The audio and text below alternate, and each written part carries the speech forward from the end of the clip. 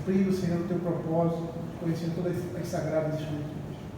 Senhor, fala no nosso coração através da tua palavra, Senhor Deus, que o cansaço ou qualquer outro tipo de coisa fique para trás, e que nesse momento, Senhor Deus, o Senhor esteja concentrando todas as nossas forças para a exposição da tua palavra, nos dando capacidade de entendê-la, de expô-la, Senhor Deus, e que o teu Espírito Santo, Pai, possa falar no nosso coração e possa trazer devido entendimento, montando assim dentro de nós a imagem de Cristo, Senhor, construindo em nós a Cristo Jesus, o varão perfeito.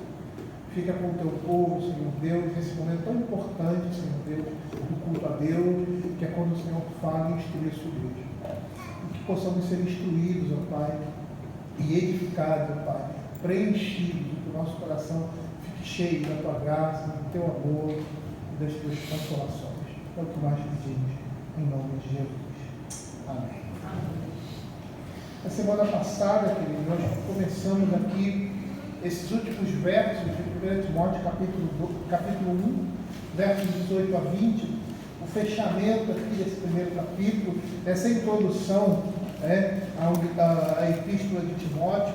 Eu vou fazer a leitura e vou dar continuidade da onde paramos. Diz assim o verso 18: Este é o dever que te encarrego, ó filho Timóteo, segundo as profecias que antecipadamente foste objeto, combate, firmado nelas o bom combate, mantendo fé e boa consciência, porque alguns, tendo rejeitado a boa consciência, vieram naufragar na fé. E dentre esses se encontram Emineu e Alexandre, os quais entreguei a Satanás, para serem castigados, a fim de não mais blasfemar. Nós vimos na semana passada que esse é o finalzinho aí, desse primeiro capítulo. Paulo volta a chamar a atenção de Timóteo para aquilo que ele foi encarregado, como ele diz aqui, é o dever que te encarrego, e a atitude de Timóteo ali naquela igreja era, como pastor, trazer a palavra de Deus e o conhecimento da igreja, de como a igreja deveria proceder. Inicialmente, aqui nesse primeiro capítulo, esse dever estava apontando para o combate às heresias, o combate àqueles homens que se utilizavam de forma ilegítima da lei, e Timóteo tinha a responsabilidade de trabalhar ministerialmente, pastoralmente, chamando a atenção desses homens e colocando não somente esses homens, mas a igreja, de uma certa forma, no caminho do Senhor.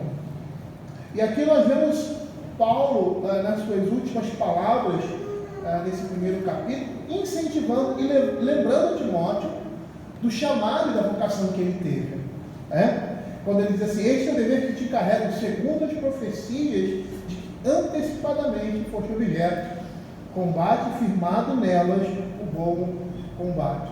Então Paulo lembra a Timóteo de que ele foi vocacionado e chamado para esse ofício, e que isso deveria lhe transmitir confiança, lhe transmitir coragem, sabendo que ele tinha uma responsabilidade diante de Deus, e que o Senhor estava colocando ali naquela igreja com essa responsabilidade. E na continuidade das palavras do apóstolo Paulo, diz assim: combate, firmado nessas profecias, o bom combate. E com essas palavras, como nós vimos, Paulo quer encorajar Timóteo para que, confiado na aprovação e chamado que Deus lhe concedeu, lhe confiou, lute bravamente para o avanço do reino de Deus ali naquele lugar.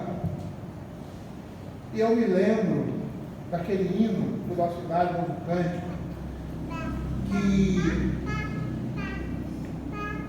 resume as palavras do apóstolo Paulo, ou que é um eco dessas palavras. Não sei se a intenção, provavelmente a intenção do escritor não tenha sido essa, especificamente aqui, mas perceba que há essa mesma perspectiva, quando ele diz assim: firme nas promessas. Firmes nas promessas, a sua segunda estrofe: hei de trabalhar, tendo o verbo eterno sempre a me amparar, mesmo em tempestade vou sem vacilar, firme nas promessas de Jesus. Essa segunda estrofe desse cântico do nosso Inário Novo Cântico traduz de uma forma tão precisa aquilo que Paulo está falando aqui: combate firmado nelas o bom combate. Calvino, comentando esse texto, ele diz assim: que coisa há que nos proporcione maior alegria do que sabermos que estamos fazendo o que devemos fazer pela expressa determinação divina. E essa é a armadura dele, é a armadura do crente. Do crente que, confiado no auxílio divino, jamais nós vamos o quê? Fracassar. Porque nós estamos firmados nas promessas do Senhor. Ele diz, firmados nela. Matthew Henry, quando está falando sobre esse texto, ele faz o seguinte comentário. Ele diz assim, as profecias que foram ditas havia muito tempo, referentes a Timóteo, são aqui mencionadas como um motivo para incentivá-lo à execução vigorosa e consciente do seu dever. Assim, a boa esperança que os outros tiveram em relação a nós deveria animar-nos quanto ao nosso dever. Ele diz, milites por elas boa milícia. Ele chama aqui a missão de Timóteo de bom combate. É interessante porque Paulo aqui está comparando o ministério, as suas lutas, as suas dificuldades e deveres a uma guerra. E nós vamos perceber que isso se aplica a todo crente que vive nesse mundo. Por mais que Paulo esteja se referindo ao ministério pastoral, ou seja, aos mestres cristãos de quem podemos afirmar que são os líderes da Igreja de Cristo, como diz Calvino, esses são os porta-estandartes do exército de Cristo. Todos nós, como cristãos desse mundo, somos chamados a uma luta espiritual contra o mundo, o diabo e a carne. E essa imagem que o apóstolo Paulo nos mostra lá em Efésios capítulo 6, verso 12, porque a nossa luta não é contra o sangue, contra a carne, sim contra os principados, potestades, contra os dominadores desse mundo tenebroso, contra as forças espirituais do mal nas regiões celestes. Nós estamos em uma caminhada constante para possuir o reino de Deus, e isso é a nossa luta. E nós estamos nos preparando para receber esse reino. Lá em Mateus capítulo 11, verso 12, eu gosto muito desse verso, quando diz assim, o reino dos céus é tomado por esforço, e os que se esforçam se apoderam dele. Esse verso aí quer dizer que os homens entram no reino dos céus por meio de uma grande luta, por meio de grande esforço. E que da nossa parte é necessário estarmos sempre em guarda, sempre preparados. Por quê? Porque as tentações da vida, as dificuldades, elas nunca deixam de nos atacar e sempre buscam uma brecha, uma fenda na armadura cristã. E os ministros, nessa ótica, além das suas responsabilidades como um cristão nesse mundo, eles têm a incumbência de pastorear a Igreja de Cristo, a qual ele pagou com o seu próprio sangue.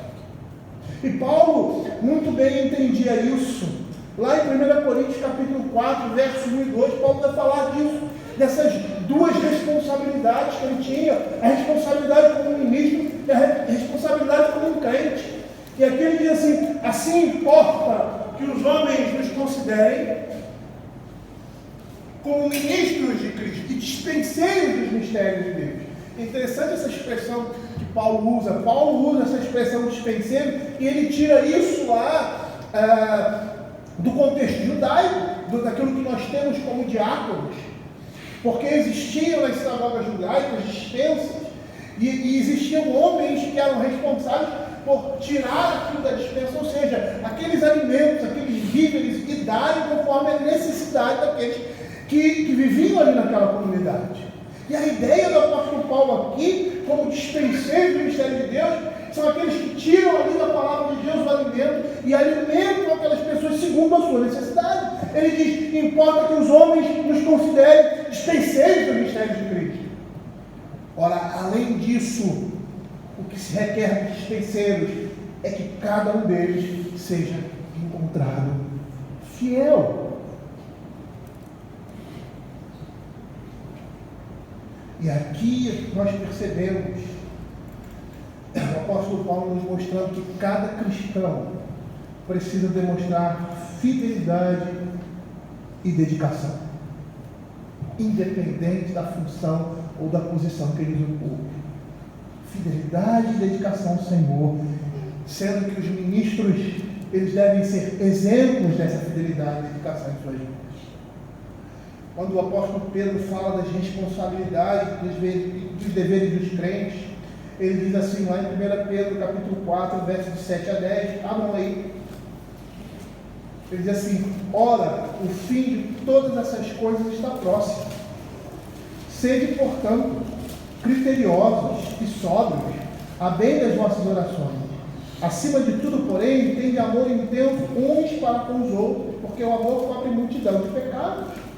Sede mutuamente hospitaleiros, sem murmuração, servi uns aos outros, cada um conforme o dom que recebeu, como bons dispenseiros da multiforme graça de Deus. Se alguém fale de acordo com os oráculos de Deus. Se alguém serve, faça na força de que Deus supre, para que em todas as coisas seja Deus glorificado por meio de Cristo Jesus, a quem pertence a glória e o domínio pelos séculos dos séculos. E esses ministros, além das suas responsabilidades como crentes nesse mundo, como todos nós temos, eles são chamados a realizar o seu ofício com diligência e coragem.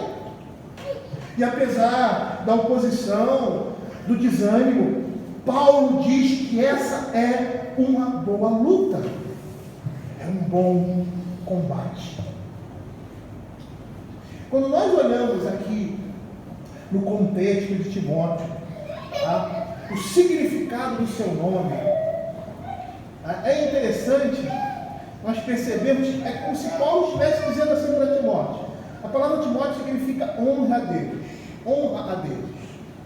É como se Paulo estivesse dizendo assim: Timóteo, vive de acordo com o seu nome, ou seja, Timóteo, viva para honrar ao Senhor.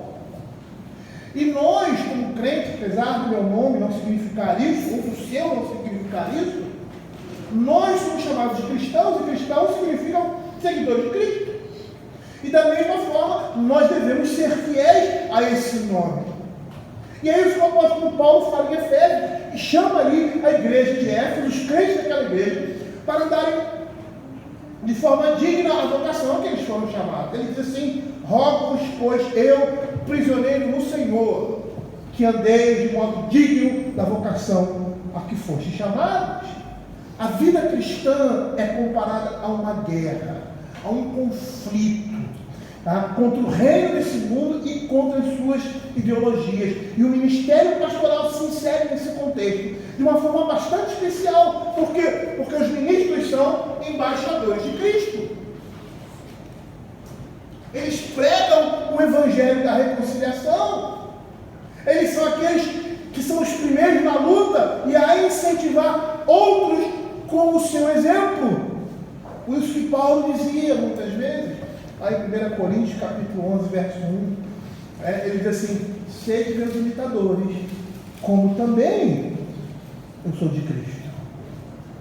Os ministros nessa estrutura, eles são aqueles que vão à frente, são os primeiros. Por isso Paulo tem essas palavras de encorajamento àquele jovem pastor. Combate o bom combate firmado nessas profecias, nessas promessas que Deus tem nos dado, tem dado a ele, tem dado a nós também, como seus servos nesse mundo. Matthew Henry, falando sobre isso, ele diz assim: o ministério é uma guerra, ele é uma boa guerra contra o pecado e Satanás, e debaixo da bandeira do Senhor Jesus, que é o príncipe da nossa salvação, e em sua causa e contra os seus inimigos, os ministros estão empenhados de uma maneira singular. Paulo chama a vida ministerial de um bom combate. E não é somente a vida ministerial, mas a vida cristã, com todas as suas dificuldades, com todas as suas lidas, é um bom combate. E essa palavra que ele usa aqui, classificando, caracterizando o combate, não significa apenas bom, mas é excelente, é glorioso, é inspirável, é bonito, é precioso, é recomendável. Tudo isso cai dentro dessa palavrinha no original, que é traduzida por bom. Essa é uma boa luta, e que todos nós devemos nos envolver, nos empenhar.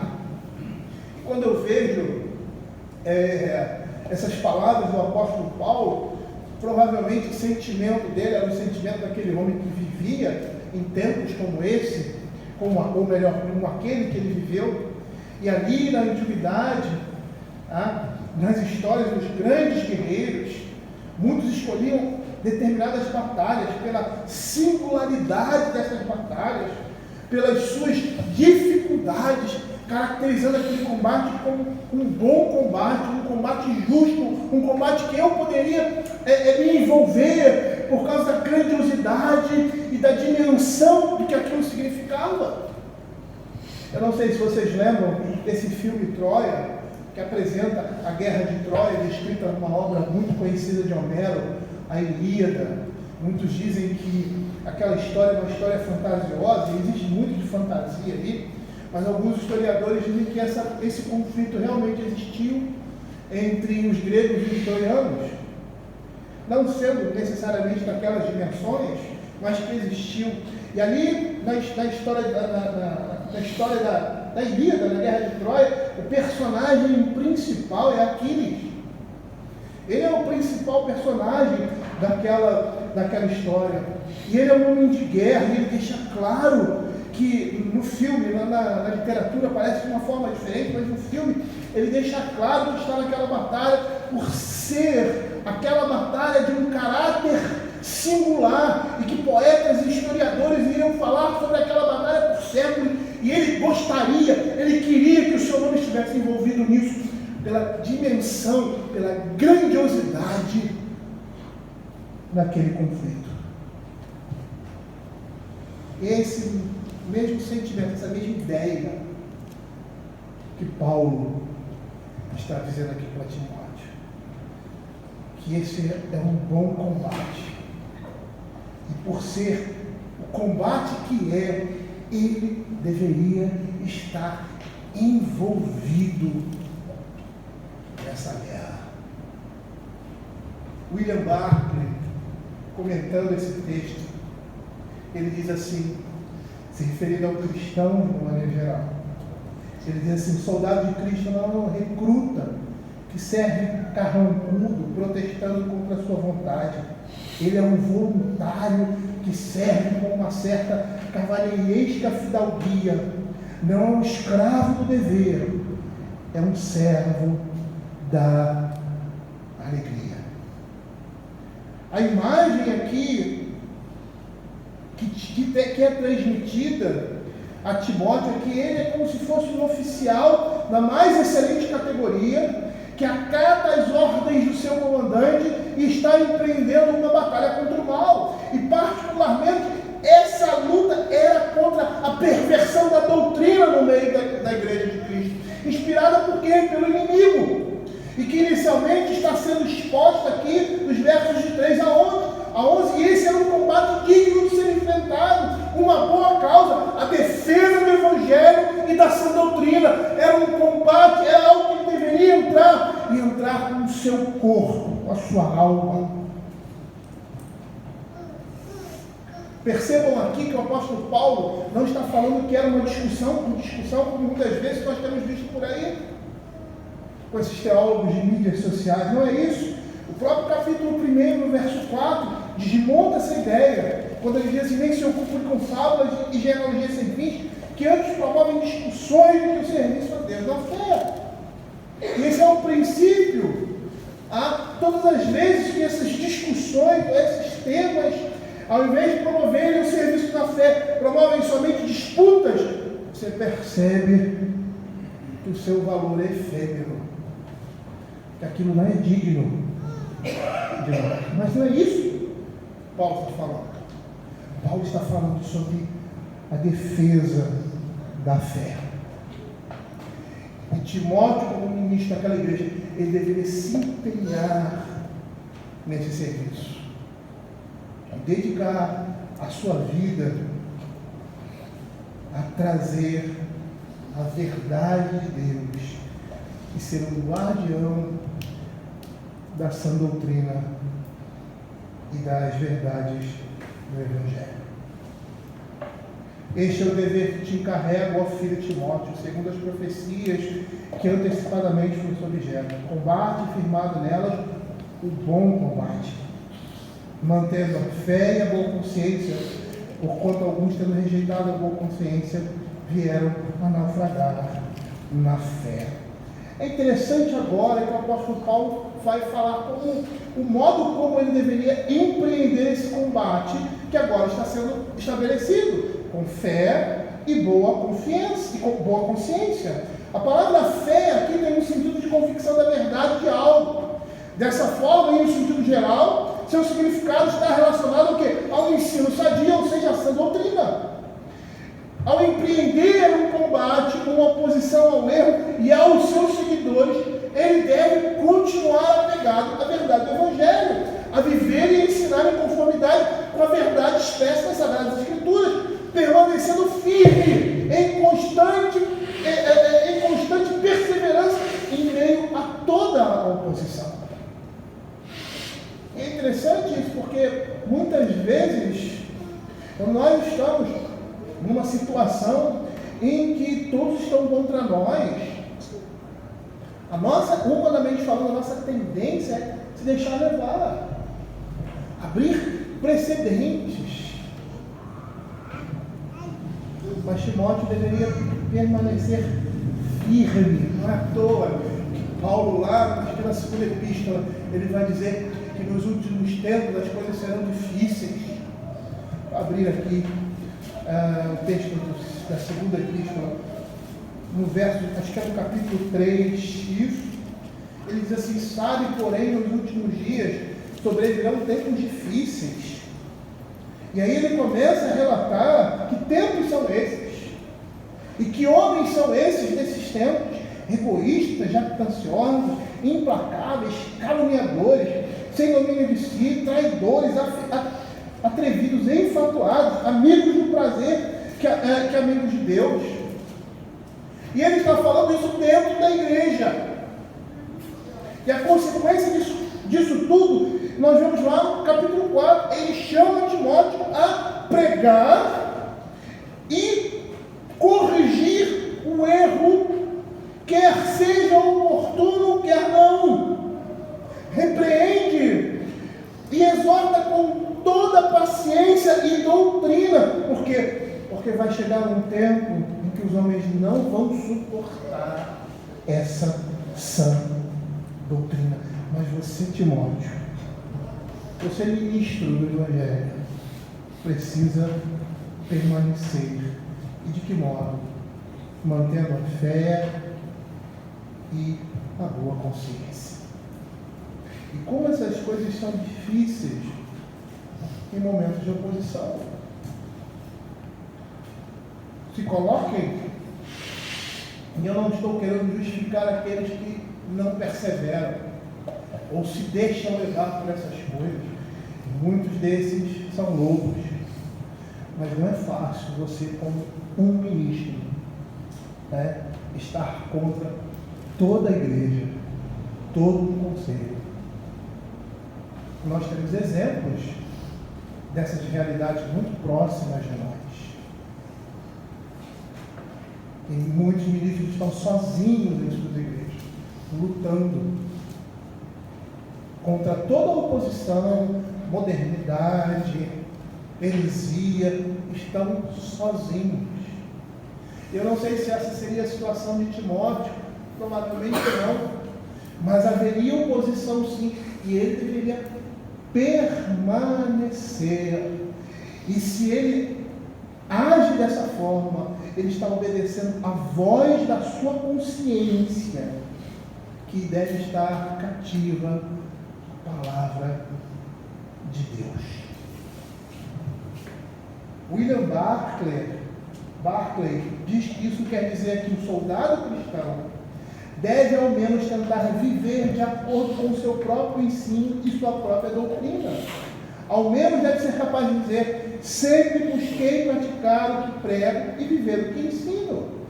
A mensagem de um pregador, ele vai perder a sua virtude se a sua consciência o condenar enquanto fala. Enquanto ele está pregando sobre um pecado, ele é o maior pecador daquele pecado. E não porque ele é fraco, mas porque ele abraça o erro. Porque ele traz para si, afaga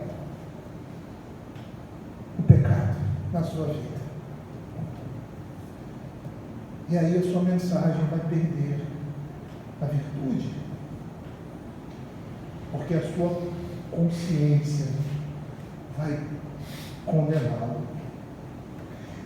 William Hendricks diz que a boa consciência é como um timão de um navio.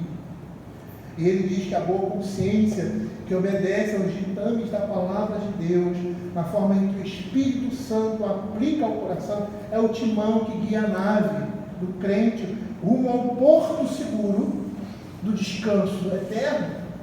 Uma consciência que não é manchada por nenhum vício ou pecado será sempre um instrumento de nos preservar sãos da fé.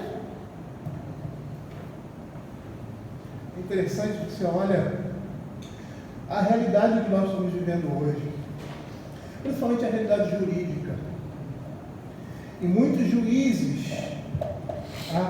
de determinadas instâncias, a gente escuta as histórias. Eles deixam de julgar uma determinada causa, ou julgam de forma indevida, porque eles estão presos aos seus pecados. E aí, no seu julgamento, ele é parcial, porque naquilo que ele julgar, ele vai se condenar. E vai ter alguém dizendo para ele assim: se você fizer isso, eu faço aquilo. E por causa da sua má consciência, o seu julgamento é distorcido. É isso que Paulo está dizendo aqui. Muitos naufragaram na fé por causa de uma má consciência. Como diz, tendo rejeitado uma boa consciência, vieram naufragar na fé. E é interessante nós olharmos para esses dois aspectos que Paulo coloca diante de nós. Por quê? Porque o ministério da fé deve ser guardado, ou seja, o mistério da fé, deve ser guardado em uma consciência pura. E é isso que Paulo fala a Timóteo para os presbíteros e diáconos, lá no capítulo 3, verso 9. Conservando o mistério da fé com consciência limpa. E assim Paulo vai mostrar quão necessário é uma consciência íntegra que acompanhe a fé. Por quê? Porque o castigo de uma má consciência vai redundar no desvio do caminho da fé. E aqueles que não servem a Deus com uma mente pura e honesta, mas se entregam às más disposições, ainda que tenham começado com uma mente equilibrada, no fim eles se perdem completamente, ou seja, eles naufragam na fé. Isso é resultado de um abandono de uma boa consciência que, consequentemente, vai levar ao abandono da fé. É por isso que ele diz, mantendo fé e boa consciência, porquanto alguns, tendo rejeitado a boa consciência, vieram a naufragar na fé. E usando a expressão de William Hendricks, esse leme que é a boa consciência, quando ele é dispensado, o homem agora está à deriva, sem direção, sem rumo. O tesouro da sã doutrina é inestimável e a única forma de conservá-lo é por uma boa consciência, diz o apóstolo Paulo. Calvino comenta isso, explica como isso acontece à luz do que Paulo fala aqui. E ele nos diz: por que é que tantos rejeitam o Evangelho e se precipitam no seio das seitas ímpias ou se envolvem em erros monstruosos? É porque Deus pune os hipócritas com esse erro de cegueira, com esse gênero de cegueira, justamente como em contrapartida, um sincero temor de Deus nos injeta vigor para perseverar. Calvino, fazendo essas observações, ele tira duas lições daqui, desse texto. A primeira diz ele que os mestres e ministros, bem como toda a igreja, são advertidos aqui que devem sentir repulsa por uma falsa e hipócrita profissão da verdadeira doutrina.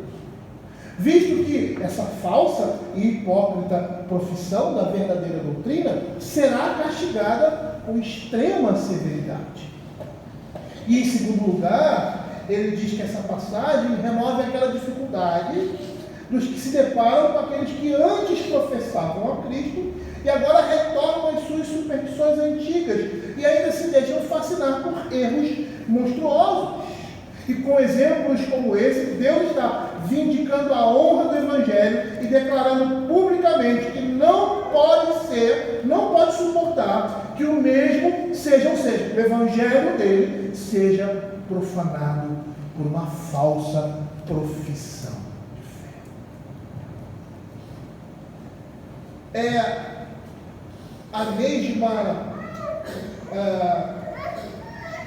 mesma forma de juízo consequente que nós vemos em 2 Tessalonicenses capítulo 2, versos de 9 a 12.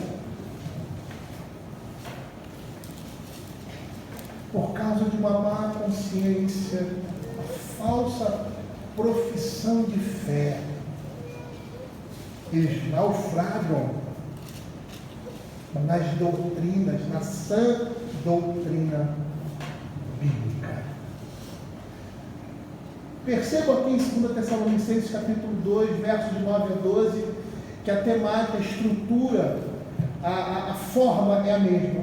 Olha o que diz: ora, o aparecimento do iníquo é segundo a eficácia de Satanás, com todo o poder e sinais e prodígios da mentira, e com todo engano e injustiça aos que perecem. Por quê? Porque não acolheram o amor da verdade para serem salvos. E é por este motivo, pois, que Deus lhe manda a operação do erro, para darem crédito à mentira. A consequência dessas coisas é eles se lançarem no erro, é se lançarem na mentira, no engano, é serem enganados, ficarem cegos. E por que isso? Porque eles não acolheram essas coisas no seu coração. Aí ele continua: por esse motivo, pois, que Deus lhe manda a operação do erro, para darem crédito à mentira, a fim de serem julgados todos quanto não deram crédito à verdade. Antes, pelo contrário, deleitaram-se com a injustiça. Paulo está dizendo aqui que o resultado de uma falsa profissão de fé, ou seja, de uma má consciência na vida de um suposto crente, vai levá-lo ao abismo, ao naufragar nessa fé, a deturpar a sã doutrina, a violar essa sã doutrina e a se entregar a todo e qualquer tipo de erro.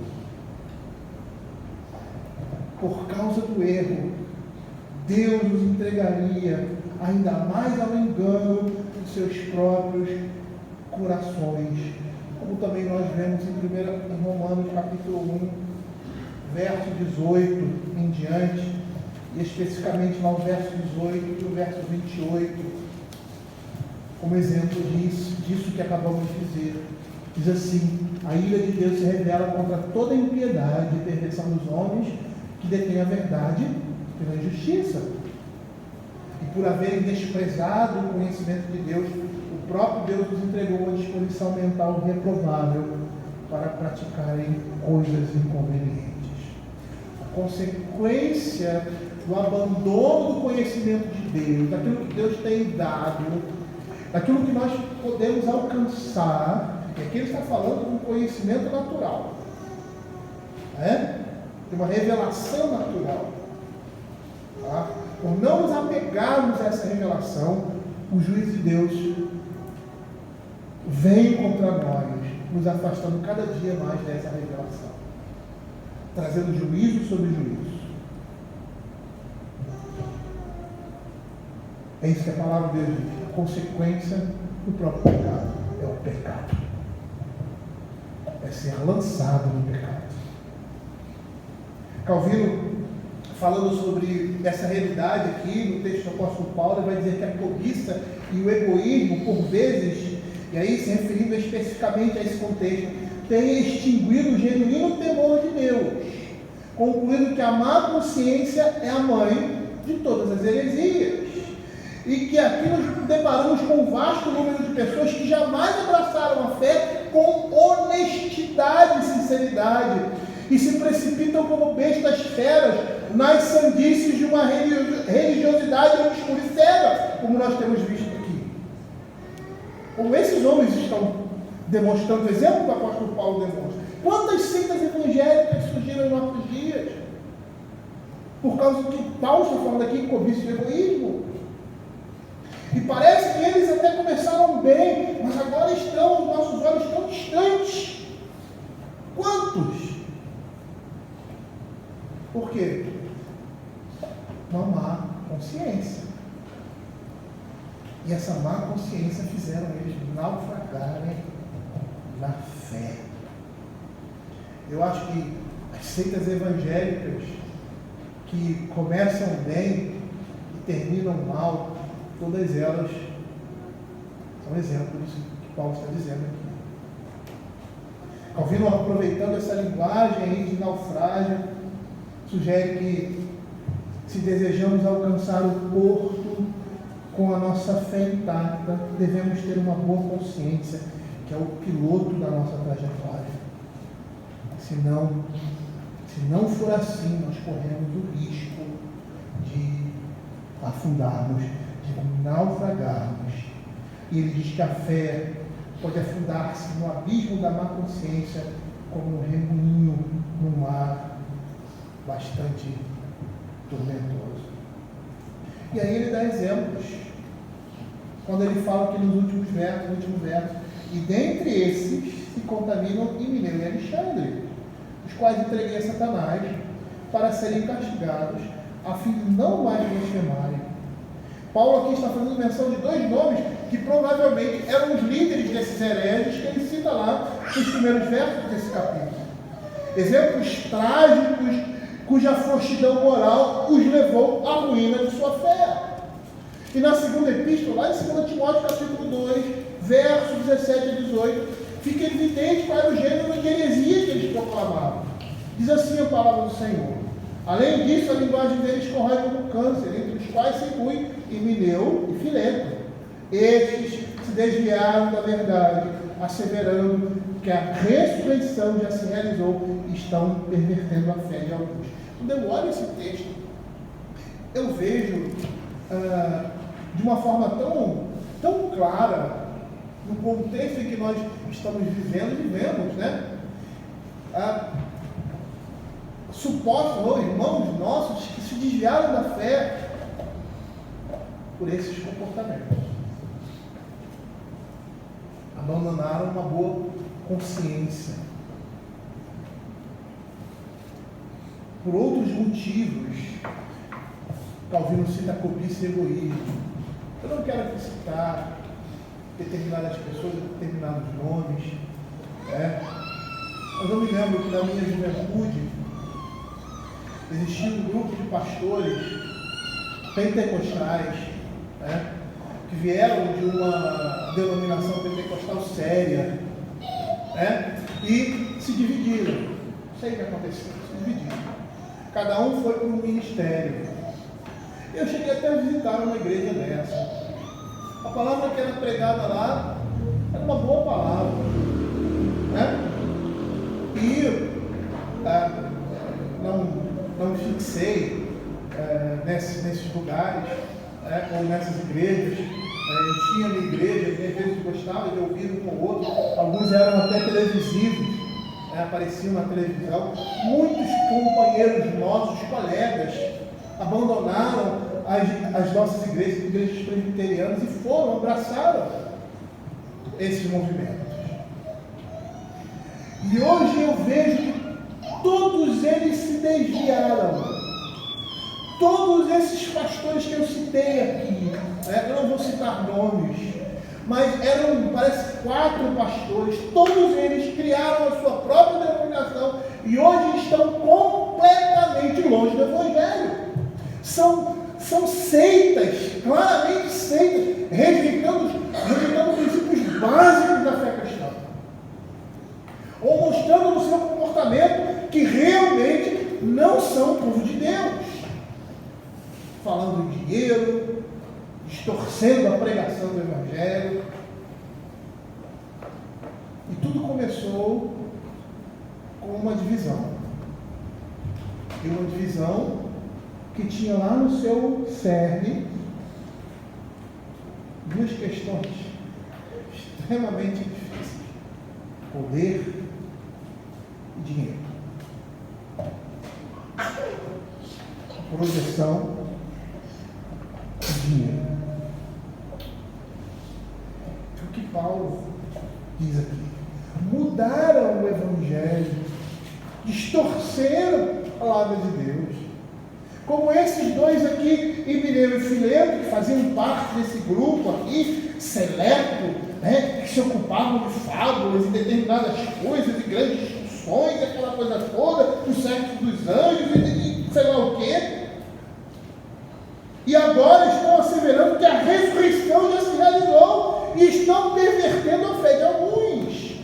Eram pessoas hipócritas que ansiavam ser mestres da lei, que não entendiam as palavras que pronunciavam, nem os temas que estavam abordando, com a confiança que eles tinham. Vituperaram a verdadeira apresentação do Evangelho e por isso Paulo os entregou a Satanás. A consequência disso foi que eles foram entregues a Satanás.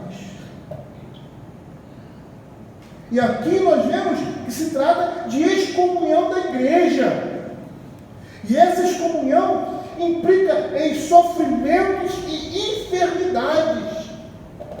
Alguns comentaristas dizem que aqui existia um contexto sobrenatural, da mesma forma que os apóstolos, eles curavam, né, pelo poder de Deus, eles tinham o poder de entregar a Satanás, e esses homens sofrerem enfermidades físicas em suas vidas, ou enfermidades emocionais, por causa da exclusão, ou seja, da entrega desses apóstolos, desses homens ao diabo. Eu creio que pode até ser dessa forma, como aqui está falado, mas a questão da excomunhão em si já caracteriza essa condição de sofrimento e enfermidade. Eles são entregues na mão do diabo. E a ideia é que, uma vez fora do âmbito da igreja, eles vão sofrer angústias, tanto no corpo como na alma, pelas mãos de Satanás. E sabe qual é o propósito disso? O propósito disso é curativo. É o propósito de toda a disciplina. E essa disciplina, aqui a excomunhão, é o último recurso. É o último recurso. Quando você já aplicou todo tipo de disciplina e percebe que aquela pessoa não vai mais além do que aquilo, ela está imersa no seu pecado, ela está obstinada, ela está rebelde, não tem outra maneira de ir. Então se exclui. E o objetivo puro e simples da exclusão, biblicamente falando, é o arrependimento. O propósito é curativo. É recuperar, a fim de que sejam disciplinados para não mais blasfemarem, agirem e se voltarem para o Senhor. Esse é o propósito de toda a disciplina. E deve ser o propósito também da disciplina dentro de casa, com os nossos filhos, quando os disciplinamos com vara. É lógico que é um caráter completamente diferente do aspecto da excomunhão, Mas a Bíblia mesmo fala que toda disciplina, com efeito, ela parece ser um motivo de tristeza, mas a Bíblia diz que o Senhor disciplina os seus filhos como um bom pai disciplina os seus filhos para a aproximação, para a comunhão, para a alegria. E a disciplina em si pode ter esse momento de tristeza, mas o alvo é salvação. O alvo é libertação. O alvo é aproximação. Olha o que 2 Timóteo, capítulo 2, versos 25 e 26 vai dizer. Disciplinando com mansidão os que se opõem, na expectativa de que Deus lhe conceda não só o arrependimento para conhecerem plenamente a verdade, mas também o retorno à sensatez, livrando eles dos laços do diabo, tendo sido feitos cativos por ele, para cumprirem a sua vontade. Toda disciplina deve ter esse caráter. E se ela tem esse caráter, a maneira de ser aplicada é completamente diferente como o mundo faz isso. E o desejo do apóstolo de que a disciplina que faz parte da pedagogia divina imposta sobre eles exerça um efeito saudável na vida desses homens.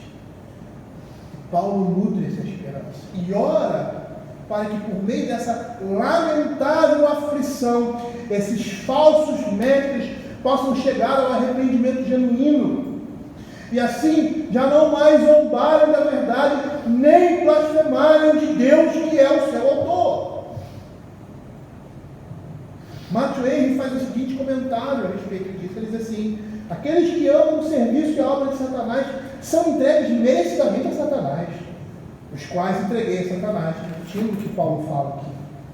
Deus pode, se quiser, operar por meio de contradições. Emineu e Alexandre são entregues a Satanás para não mais blasfemarem. Quando acharíamos, na verdade, que eles aprenderiam de Satanás a blasfemar ainda mais.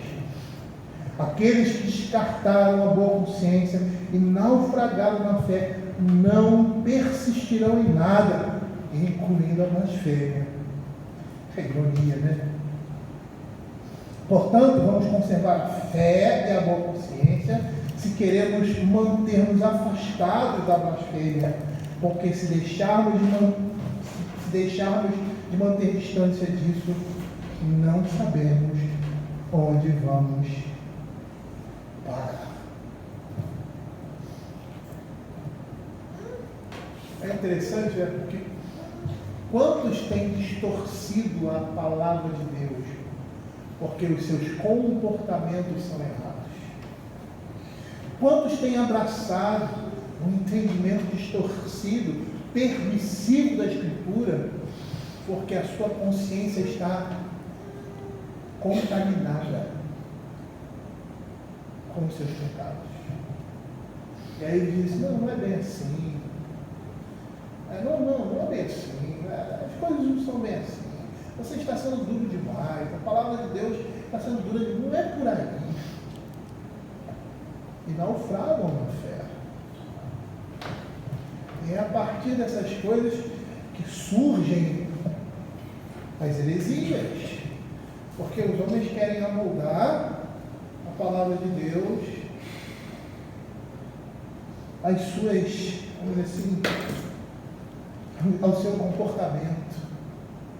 Eles querem aplacar a sua consciência.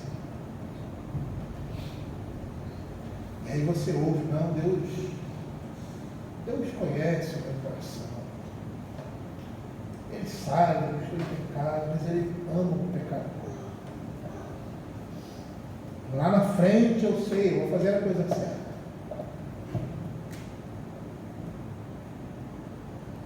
Estão naufragando na fé. Estão indo de ponta cabeça para o inferno. Porque eles vão ter que Vão ter que mexer na Escritura. Eles vão ter que mexer na Escritura. Eu quero dar um exemplo e está indiretamente relacionado a isso. Né? Hoje falam-se em pastoras, né? Em ministras e aquela coisa toda. E o que eles estão fazendo com 1 Timóteo capítulo 3? Eles estão distorcendo. Ou então estão desconsiderando. Né? Porque as coisas que estão escritas aqui, a gente vai ter que dar um desdobre aí para poder encaixar essa nova experiência, esse nosso novo conceito, né? De mulheres à frente de igreja, pastores e presbíteros. Nós vamos ter que pegar a Bíblia, vamos ter que dar um jeito. Vamos dar um jeito.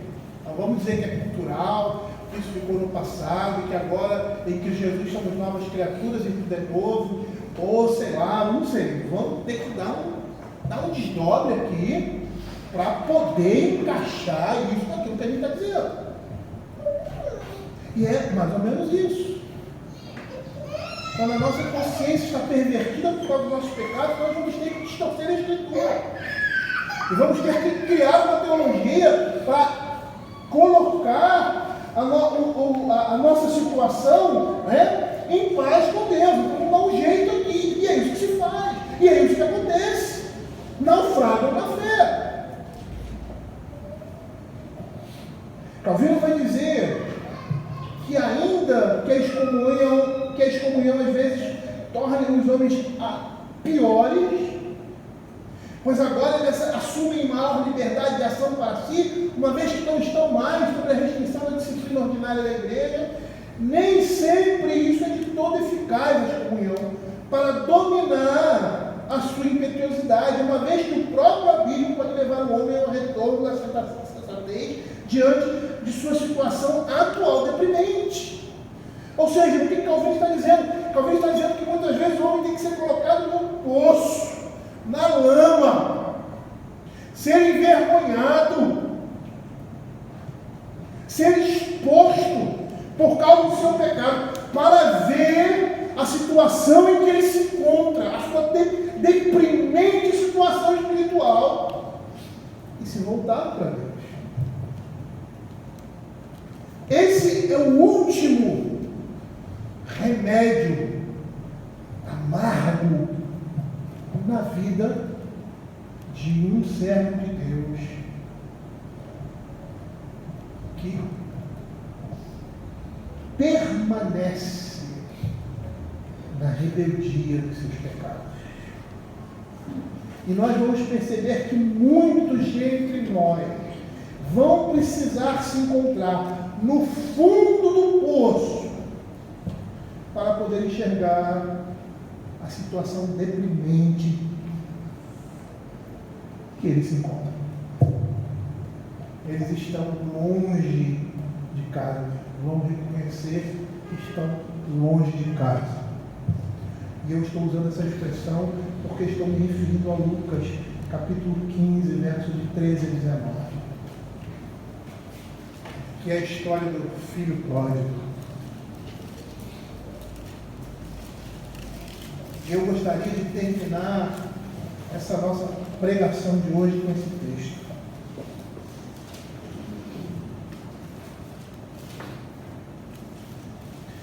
Paulo está dizendo para Timóteo que não pode haver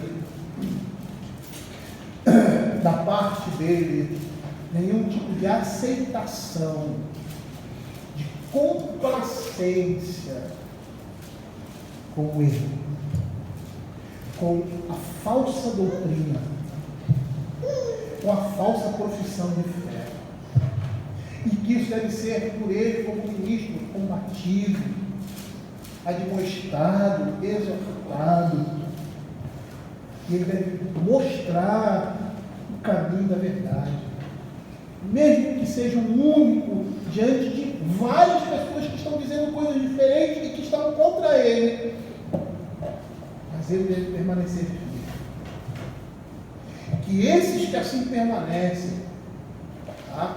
Que abandonam a sua fé, distorcem a sã doutrina por causa de uma má consciência, por motivos tais, cobiça, egoísmo, pecado, imoralidade, seja o que for, e que não se dobram, eles devem ser afastados, com o propósito de salvaguardar essa doutrina, a igreja, e com o propósito também, como último recurso, para trazê-los de volta. E muitos vão precisar estar nessa situação de excomunhão, né? De, como Paulo diz aqui, entregue nas mãos do diabo, para perceber a desgraça em que se encontram, se arrependerem de seus pecados e retornarem. E é isso que a gente vê na vida do filho pródigo. A narrativa diz assim, capítulo 15, verso 13 a 19. Passado não muitos dias, o filho mais moço, ajuntando tudo que era seu, partiu para a terra distante e lá dissipou todos os seus bens, vivendo dissolutamente. Depois de ter consumido tudo, sobreveio aquele país grande fome. Ele começou a passar necessidade. Então ele foi e se agregou um dos cidadãos daquela terra, e este o mandou para os seus campos a guardar porcos. Ali desejava fartar-se das alfarrobas que os porcos comiam. E tinha diferença, tá? Os pobres comiam um tipo de alfarroba que não é essa aqui, que era destinado somente para os animais. A que ponto ele chegou? Né? Ele era um judeu, foi trabalhar, né, cuidando de porcos, provavelmente, e a gente já pregou sobre esse texto aqui, provavelmente ele se tornou uma pessoa não quista naquele lugar, né? E um homem que chega abastado, gastou todos os seus bens, né, dissipou, viveu dissolutamente, agora ele está pobre, ninguém quer saber dele, esse cara está perturbando aqui, eu vou dar uma ocupação para ele aqui, para ele não ficar aqui e ir embora. Mas ele aceitou, ele chegou ao fundo do poço. Né? Desejava ele fartar-se das alfarrobas que os porcos comiam, mas ninguém lhe dava nada. Então, caindo em si, essa expressão caindo em si da ideia de voltar ao entendimento, essa ideia. Era uma pessoa que estava sem entendimento, estava agindo sem entendimento, e agora ela cai em si, ou seja, ela volta a ter entendimento. Então, caindo em si, disse: quantos trabalhadores de meu pai têm pão com fartura? E eu aqui morro de fome, levantar-me-ei, irei ter com meu pai, e direi: pai, pequei contra o céu diante de ti. Eu não sou digno de ser chamado teu filho. Trata-me como um dos teus trabalhadores. Que é isso que Paulo estava querendo na vida desses homens. Eles seriam entregues a Satanás para perceberem em que estado deprimente eles se encontravam. E aí se lembrarem que eles fazem parte de um povo separado, um povo santo, e abandonarem aquele comportamento e se voltarem para o Senhor. Esse era o propósito do apóstolo Paulo com essa exortação. E ele chama Timóteo a exercer isso na vida daquela igreja. Nós vamos olhar, nós vamos começar a adentrar aí, né, na epístola de Paulo a Timóteo, no que concerne ao comportamento da igreja. Nós vamos perceber que ele, como ministro, tem que ter uma postura irrepreensível, e que ele tinha em suas mãos uma tarefa não pequena, mas muito grandiosa e gloriosa, e que ele ia cumprir essa missão se ele estivesse firme naquele que o chamou e na palavra de Deus. Não é à toa que Paulo diz, ó, cuida de ti mesmo e da doutrina. Porque como que um homem pode cuidar da igreja de Cristo se ele não estiver cuidando também da sua alma? Como ele pode cuidar da alma de outras pessoas se ele também não tiver cuidado com a sua? E aí quando nós olhamos para esses ministros do Evangelho, esses homens que estão à frente da igreja, nós vemos a responsabilidade deles diante do rebanho de Cristo.